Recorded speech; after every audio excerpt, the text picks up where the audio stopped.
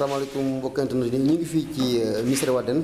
comme nañ ko commencé di ko def barki démb ba léegi tey ñu ngi dem nañ Gént Pathé Maka yëpp te instant bi ñu ngi Missirah Wadène bi ñëwee nag ñu ngi nekk ak monsieur Diouf bi nga xam ne mooy principal école bi nga xam ne tey moo nekk fii ci Missirah lii nag comme ni ko conseil départemental démarré di bourse scolaire yi muy jël di ko jox élèves yi di ko jàppale ñi xam ñoo gën a xarañ ak ñi xam ne ñoo gën a néew doole tey nag monsieur Diouf yow lañu fekk fii ci Missirah Wadène nga nekk principal fii conseil départemental yàgg na fi def parce que xaw xam ne miir bi am fii nii bokkoon ci lim def ak kay yi mu jël di ko jox élèves yi mais tey yow lan la lii def bi conseil départemental ñooy bool ci ay bourse scolaire di ko jox élèves yi. sant yàlla d'abord président conseil départemental mënuñu koo fay parce que xëy na sama surveillant nga xam ne moo nekk sama gannaaw ak sama adjoint moo nekk monsieur Senghor mën nañu koo témoigner. am na at yoo xam ne ñun mois de décembre fii lañ doon dugal seen ñaari chaise yi toog ngelaw bee naaj bi ñu fi fekk ñu jooytu ko daaw jéeg SG ñëw fii après ak secrétaire général. nañ dañ leen bëgg a mesurer ko effectivement quelques jours après ñu ñëw commencé mbir bi gis nga fii lañ doon toog terrain EPS bi ak ñun ñii. pël yi fii lañ doon romb gàddu seen njaas yi dugg si biir terrain bi ak si biir école ak seen nag ak seen jur yi doo ci mën dara lu leen mënoon a fexe fi mu nekk on est protégé à 100%. donc tous mes remerciements et j'ai baa ngi nii ba mu amee keroog bi ñoon naa ko lettre pour remerciement. xam naa su ngeen xoolee seen archive di ngeen ko gis. et ce n'est pas la première fois. parce que chaque année à la fin de l'année. on donnait maintenant 50 000 francs au CEM pour l'organisation de ce qu'on appelait les gouvernements la fête de gouvernement scolaire. moo ñu ko doon jox. ñu rek doolaat encore les aides de troisième ku nekk nañu jox sa kay sa fourniture. def nañu ko xam depuis qu'on est là pratiquement ñu ngi ko depuis conseil départemental ñu ngi fi. donc suñ toogee ren encore ñu jox ñu cahier yooyu defal ñu ay fascicules waat ñu encore ñu envoyé maintenant la liste maintenant de cette parce qu'il y a des critères maintenant de sélection on envoie la liste et Dieu a fait li ñu envoyé woon ñoom ñëpp lañ jël. ok kenn ñàkku ci on a envoyé 10 personnes ñoo xam yéen tey ngeen toog fii di ko fi li ngeen fi indi. bëri na te xam naa kii moo ko war a parce que bu may wax ko mënoon des parents d'élèves mais man li ma ci gis. motif de satisfaction la pour ñun mais encore un motif peut-être de fournir encore d'effort de redoubler d'effort comme on dit. yàlla ñuy dimbale je touche du bois chaque année on a toujours de bons résultats et si on a de bons résultats c'est parce que tout simplement il y a là aussi la main du conseil départemental. xale yaa ngi jëriñ fourniture. l'excellence bi ngeen doon wax nii tey.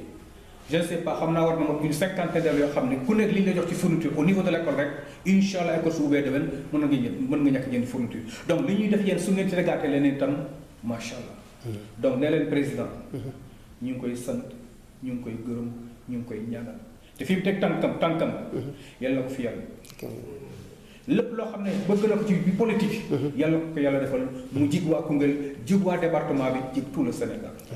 man de président damay dégg turam rek mosuma ko gis parce que xëy na ñii la xam ak EG. mais lépp lu ñu fa def itam xam naa ci loo xam la jaar. donc su ngeen demee nga ne ko ñun de waa Missirah principal d'abord avec les parents d'élèves ñu ngi koy gërëm. loolu la ñu am ca moom la ñuy wax xëy na maintenant mënuñoo xaw a jooytu tuuti itam. bureau. loolu mooy suñu problème gis ngeen ñaari pukus yële. mooy suñu bureau. ñoo ko tabaxal suñu bopp. salle. am na ñaari salle yoo xam ne tey argent des parents d'élèves lañ ko tabax mooy salle ba mujjee fële ak salle ba ngeen di seet ci Crintin bi c'était depuis le conseil régional. xam nga ci dara yéen a ko fa defoon depuis loolu ñu naan nañ ko rax ma leen mu leen nañ buñ ko raax parce que ciment bi ñu ciy def pertement lay doon. nañ ko jéem a tabax. Dieu a fait que tabax nañ benn salle bi ren incha allah l'année prochaine encore ñu tabax benn salle bi. la deuxième doléance. c'est le courant problème ERA moo fi nekkoon c'est réglé. Maintenant, on a fait l'installation, on a déposé le dossier au niveau de la Senelec, mais li ma leen bëggoon parce que dañu fa dem Senelec sànni na ma il faut d'abord mu jaar conseil départemental ñu viser ko mu door a ñëw Senelec ñu door ko mën a installer. loolu laa leen bëggoon laaj jusqu'à présent j'ai pas toutes les informations mais xëy na loolu lu ci bokk ci interview bi. en tout cas daal li ci nekk daal moom ñu ngi leen di gërëm. lépp loo xam ne mun ngeen ko dolli itam moom. ñun kat moom duñ doyal mukk de. loolu laa bëggoon wax daal jërë ngeen jëf. jërë ngeen jëf. conseil départemental excellence moo ko tax a jot bu ngeen nekkee di joxe ay résultats yu baax ñoom dañ leen gunge ci li ngeen bëgg lépp mu nekk mais buñ paree ci principal dañu wax ak parents d'élèves yi ñoom ñu xam ne ñoo jur xale yi ki fi nekk góor gi tribunal la. ndongo ndimbalaan tey seeni doom la conseil départemental ki ko jiite di Assane Diop yebal fi Barham Thiam bi xam ne tey moo géré commission bi ak le comptable du conseil départemental di Kamal Bey Moustapha ñëw pour joxal seen i doom ay ndimbal yu xam ne dañu leen gën a jàpp gën leen a ñaar tey ndimbal yi ñu jël seen i doom jox leen ko tey en tant que parent d'élève conseil départemental jox ko ci tur Assane Diop nan la def en tant que parent d'élève. waaw ñun de liñ ci wax yëpp mooy dañuy sant yàlla. sant yonent bi sant it ki nga xam ne mooy président Néfité. xam naa ne fi ñu ko teg. teg nañ ko place am mu war a tegee. ndax doléance yi war a am ci école bi ak li nga xam ne mooy njàngat yi ndimbal yi yëpp. amul lenn lu mu ci manqué. yaakaar naa lu muy yokk ci loxoom la waaye du càgg lu muy wàññi. kon ñu ngi koy gërëm ci façon boobu. taxawaay bi mu taxawee. kilifa bu baax noonu rek lay taxawee ñun nag ñu ngi koy sant di ko gërëm. yaa Assane bi ngay wax gannaaw yàlla yónnte ba ñu nit gis nañ liggéeyam ci li muy département bi gis nañ liggéeyam ci ba mu dala politique ba tey xam nañ liggéeyam ci taxawaay bi mu taxaw. ñu ngi koy gërëm di ko sant. ngeen demee ngeen ne ñu ko ñun de xeebuñ yéemuñ waaye nag bëgg nañ ku ñu dolli rek. ndax ñii ki nga xam ne moo fi nekk. wax dëgg yàlla yónnte ba gërëm nañ yàlla gërëm nañ ko ndax kilifa bu baax la. ndax xam na li mu war a jaar te mi ngi fiy jaar. waaw. ok jërëjëf góor gi bala ma ñu ci Barham Thiam mu tëj dañuy wax parité foo dem fekk góor am na jigéen nga fa toog soxna si dama lay wax jox kàddu gi nga wax tuuti ci lii am nga ci doom comme ni ko góor gi amee lan la mbir mi def bi nga gisee tey conseil départemental ñëw di teral seen i doom lu xam ne da ko bëgg a pérenniser bëgg ko continuer mu dem ci kaw law ba xale yi di jotee 100 000 francs par mois par année bëgg na ko di ko def tey ren la ko démarré nga am ci sens sa doom bokk ci mbir mi nan la def bi nga gisee. waaw gannaaw bu ñu sant yàlla rek mooy comme ça li parents d'élèves bi wax rek ak li directeur bi wax moom it sonn ci xale yi la. te wax dëgg yàlla bu dee itam nag boo koy jàppale di ko jàngale xelam di dal muy mën di am lii ñoom it ñu ngi sant yàlla di sant métare yi ñoom itam wax dëgg yàlla ñu ngi daw seen dawaat bu baax a baax a baax a baax ndax ñun ñi xam ne ñu yor xale ci kër gi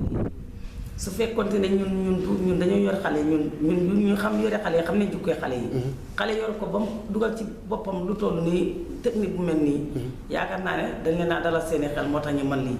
ndax ñu ngi yor ay xale waaye xale dañoo naqadee wax pour ñu comprendre pour xam li ñu def yow mi leen di amee ci kër bi da ngay sonn yow ndey elaw bi kon soo leen jàngalekat bi amee maître bi yore leen defal leen xam-xam ci seen bopp yi ba ñuy ànd seen xel di mën di dal di xam point yi yëpp yaakaar naa ñu ngi leen ko sante yàlla da leen ko sant ñu itam dégg nga wax dëgg yàlla directeur bi ku sonn ci xale yi la ku yittali njàng mi la te bëgg na xale yi de bu sañoon tey ministère Wade gii école bii tey moo fay suuf ci Sénégal tey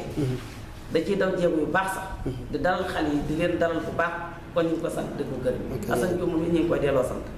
di ko gën a encouragé pour mu gën a jàppale xale yi rek pour mu gën a jëm kanam sant jërëjëf jërëjëf bi ñu paree ci parents d'élèves yi ki xam ne tey moo géré délégation bi di Barham Thiam monsieur Thiam dégg nga li principal bi wax dégg nga li parents d'élèves yi wax gërëm nañ leen sant nañ leen ci li ngeen def ni kontaan nañ ci li ngeen def tey yow bi nga ñëwee gis geste bi démarré nañ ko depuis démb mën nañ ko wax ñu ngi luur tey def na nga gent pâté def nga makk mais da nga koy résumé ale acte bi ngeen def sa solo si fan la jee ko ba ngeen def lu mel nii. jërëjëf Makhtar ñu ngi nuyu ñëpp nuyu principal di nuyu parents yu toog fi yëpp. Assane moo ñu santoon ne nañu xalaat ci xale yi parce que réew mënul dem mukk te éducation bi baaxul. programme am lépp njàng la ak wér-gu-yaram njàng mi nag mënul normal tant que sécurité amul moo tax suñu at yu njëkk ñu poussé suñu action yëpp teg ko ci affaire sécurisation des établissements fexe ba xale yi ñu aar leen fi ñuy jàngee waaye di jàng di ay pël di jaar ci biir cour bi di yore ay nagak yi ay jaas yi lu dalal xelu élève moo taxoon ñu clôturer école yëpp boo fi mu nekk ci département bi mën nañu wax ne tous les CM sont clôturés bi ñu paree ci loolu mu ne nag parents yi dañoo mel ni mban yëpp seen loxo jot seen gannaaw dañ leen di jàppale ci fourniture yi parce que heure bi ñu soxlaa cahier yi dafay fekk dara ñoragul ci mbay mais gannaaw mënul daj ñëpp nañ def élèves yi nga xam ne dañoo am examen ñu teg leen choc def ko priorité moo taxoon ren suñu accent ñu tegoon ko ci élève troisième ak élève terminale ñu ne déetawaay mu ne déet bu leen yem foofu parce que xale yi aussi dañuy jàng mais am na ci ñoo xam ne ñu ngi ci ay jafe-jafe yu métti donc dañ leen jéem a jox ay aide yoo xam ne dina leen soulager tuuti nga xam naa soulager lépp moom yombul mais ñu wan leen na rek bu yëf yi ëppoon lii dana ëpp fii ñu dafa leen ay aide teg ko ci ay conditions yu leer toog ay waxtaan ak suñuy partenaire parce que tooguñ ci bureau rek def ko ñeenti réunion def nañ ko ci di waxtaan ak nit ñi ñu génne ay xalaat ba ne nii moo gën noonu lañ ko defee nii ba tey altine bi passé lañ ko tàmbale woon ci biir CEM yi nekk Koungheul ak lycée bi yëpp talaata ñu dem Lour ak Ida Mouride tey ñu xëy dem Gent Pathé jaar màkk yëpp ñu ngi fii Missirah Wadène Missirah nag moom bu ñu fi accès dañuy kontaan parce que bu fekk di Ousmane Diouf di principal boo xam ne ku ne xam ne nitu dëgg la li may wax Mamadou Diouf toujours man bu ma doon judd damay nekkat séeréer parce que séeréer nitu dëgg lañ lu ñu wax ñu nga ca lu ñu ne déet la ñu xamee ko ci liggéey bu sell xamee ko ci liggéey bu rafet mu def ay résultats ma yàgg ak moom nag ci département bi ma xam ko xam ne kii liggéeykat la te danañ joxe ay résultats te président loolu moo ko gën a intéressé résultat la bugg excellence lay gérer